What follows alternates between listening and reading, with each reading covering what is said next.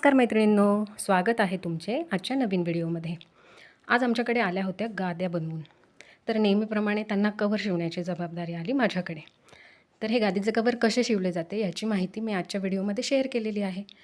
तर व्हिडिओ शेवटपर्यंत नक्की बघा। तर इथे व्हिडिओत दाखवल्याप्रमाणे मी गादीची लांबी मोजत आहे। तर गादीची लांबी आहे 194 सेंटीमीटर। आपण सगळे मेजरमेंट्स सेंटीमीटरमध्येच घेणार आहोत। त्यानंतर इथे मी 2 सेंटीमीटर मार्जिनसाठी ॲड केले आहे।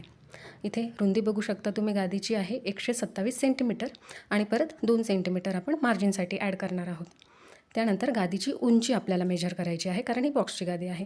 तर ती आहे 11 सेंटीमीटर। उंचीमध्ये आपण कुठलेही मार्जिन ॲड करणार नाही आहोत। इथे आपण साडीचेच कव्हर शिवणार आहोत, त्यामुळे मी इथे साडीची लांबी मोजत आहे।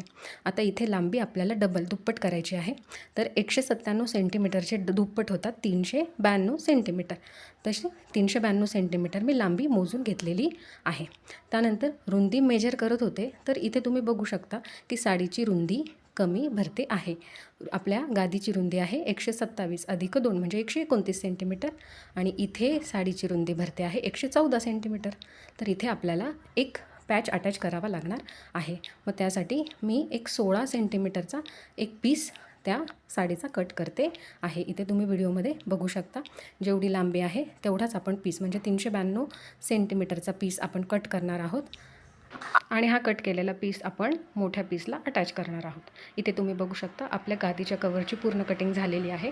अशा पद्धतीने हे पीस निघालेले आहेत। हा मोठा पीस आहे आणि इतक्यात आपण कट केलेला हा छोटा पीस आहे, जो आपण मोठ्या पीसला अटॅच करणार आहोत। याची स्टिचिंग मी तुम्हाला पुढच्या व्हिडिओमध्ये नक्की शेअर करेन। व्हिडिओ आवडला असेल तर लाईक करा, शेअर करा आणि सबस्क्राईब करा। Thank you for